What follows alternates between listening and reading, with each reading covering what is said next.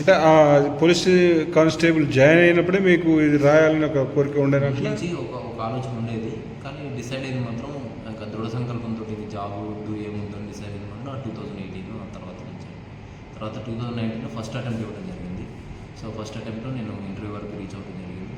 కానీ final cut off 9 marks తోటి నేను ఫెయిల్ అవ్వడం జరిగింది. తర్వాత 21 to 22 అటెంప్ట్స్ సెకండ్ థర్డ్ అటెంప్ట్లో సీసెట్ ఫెయిల్ అవ్వడం జరిగింది ప్రిలిమినరీ స్టేజ్లో. సో ఫోర్త్ అటెంప్ట్లో ఈ ర్యాంక్ సాధించడం జరిగింది. ఇంకా మీకు అటెంప్ట్స్ ఇంకా మళ్ళీ నెక్స్ట్ అటెంప్ట్లో ఏమైనా అలా ఉందా ఆశ? ఉందండి. నెక్స్ట్ అటెంప్ట్ కూడా ప్రిపేర్ అవుతున్నాను. సో ఐఏఎస్ అవ్వడం అనేటువంటిది నా బలమైన కాంక్ష. సో అది సాధించేంత వరకు విశ్రమించాను. మీకు ఒక ఆకాంక్ష ఉంది కాబట్టి ఖచ్చితంగా సాధిస్తారు. అదేవిధంగా మీరు అది సక్సెస్ చేసి ఇప్పుడు ఎలా అయితే ఈ అవమానాన్ని జయించారో మీరు ఇప్పుడు ఓన్లీ కలెక్టర్ కావాలనే ఒక దాంతో మీరు ముందుకు పోవాలని నేను కోరుతున్నాను.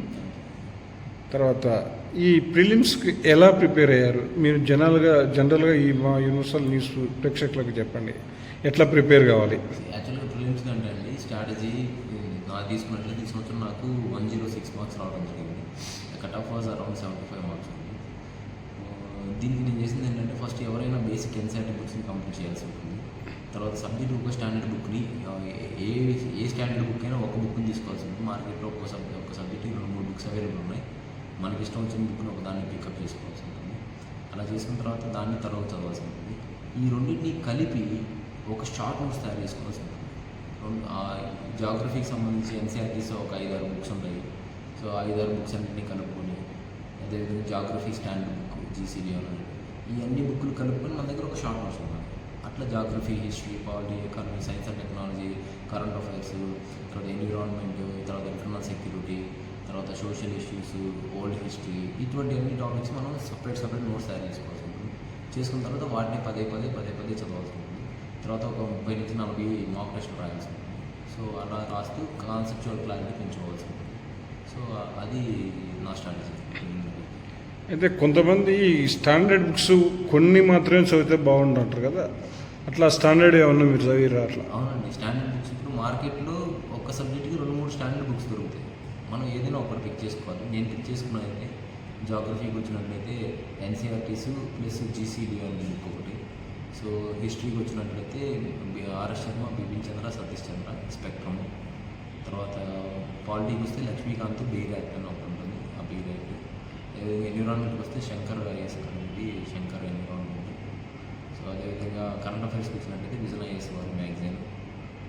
తర్వాత వచ్చినట్లయితే ఇంకా జాగ్రఫీ, హిస్టరీ, పాలిటీ, ఎకానమీకి వస్తే మృణాల్ గారి బుక్ని తీసుకోవడం జరిగిందండి. Mrinal Chiranjeevi sir economy.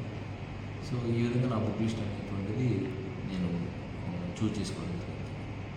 హిస్టరీకి సంబంధించి చెప్పడం జరిగింది. ఆర్ఎస్ శర్మ, సతీష్ చంద్ర, బిపిన్ చంద్ర, స్పెక్ట్రమ్. అయితే ఇప్పుడు మీకు మొత్తం ఈ ప్రిలిమ్స్లో మీకు 2 పేపర్లు ఉంటాయి కదా, సీశాట్ దాంట్లో. సీశాట్కి ఏ విధంగా ప్రిపేర్ అయ్యారు? సీశాట్ నేను 2 సార్లు ఫెయిల్ అవ్వడం జరిగింది. సో దానికోసం నేను ఈసారి ప్రత్యేకమైన ఎఫర్ట్ పెట్టడం జరిగింది. నేనేం చేశానంటే క్లాస్ 1 నుంచి క్లాస్ 10 వరకు స్టేట్ మ్యాథమెటిక్స్ బుక్స్ తీసుకోవడం జరిగింది. వాటిని మళ్ళీ అధ్యయనం చేయడం జరిగింది, ప్రాక్టీస్ చేయడం జరిగింది. దాని తర్వాత మ్యాథ్స్ రాకేష్ యాదవ్ అని చెప్పేసి కెరీర్ విల్ యాప్లో సార్ క్లాసెస్ ఉంటాయి ఎస్ఎస్సి సీజీఎల్ కోసం, అవి జాయిన్ అయ్యాను.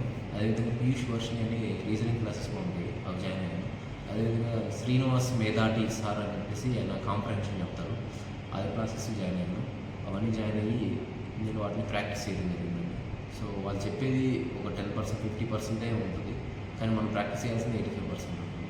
సో అలా ప్రాక్టీస్ చేయడం వల్ల ఈసారి సీసాట్ని కూడా నేను కంఫర్టబుల్ మార్జిన్ తోటి క్లియర్ చేయడం.